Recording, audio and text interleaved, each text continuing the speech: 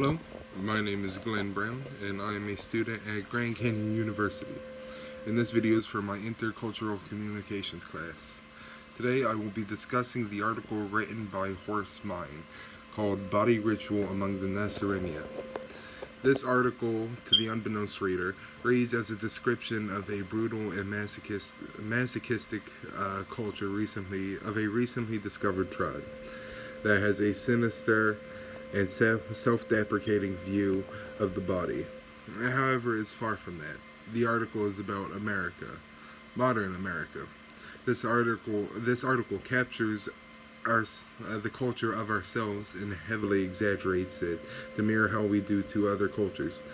The entire article describes what is completely normal to us in a way that makes it sound so exceptionally foreign, such as the description of the holy mouth man, who we all go to once a year and allow him to sadistically poke our gums and pull our teeth in a ritualistic fashion.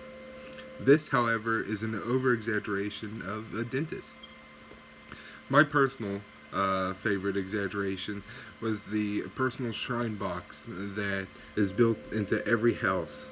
And that sacred box is filled with magic medical powder and herbs, and is one of the most important possessions of the Naciremian people, except the fact that it's a medicine cabinet.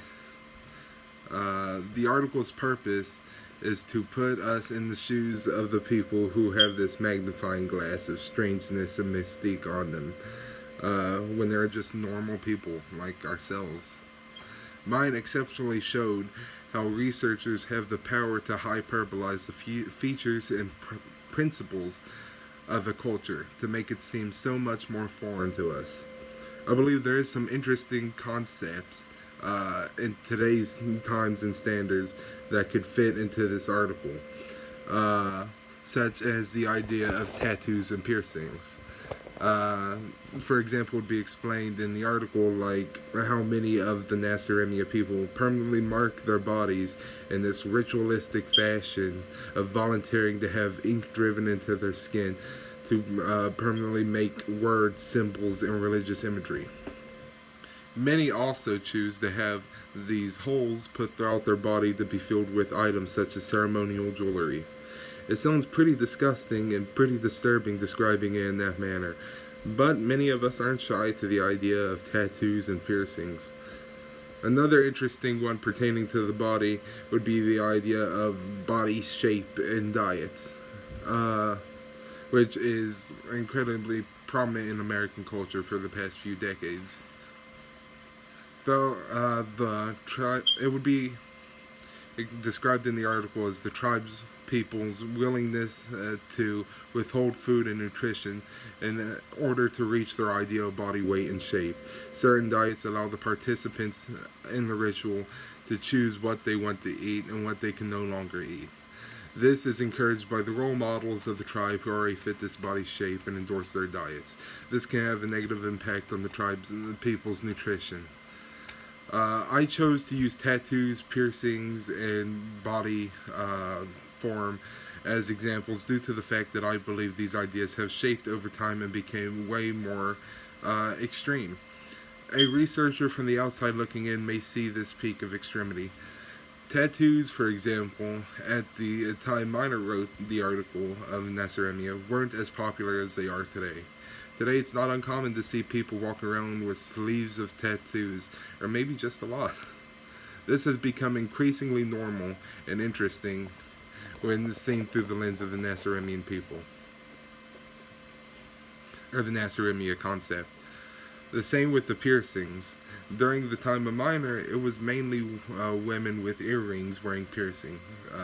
Now it is not uncommon for people of both genders to have piercings anywhere on their body.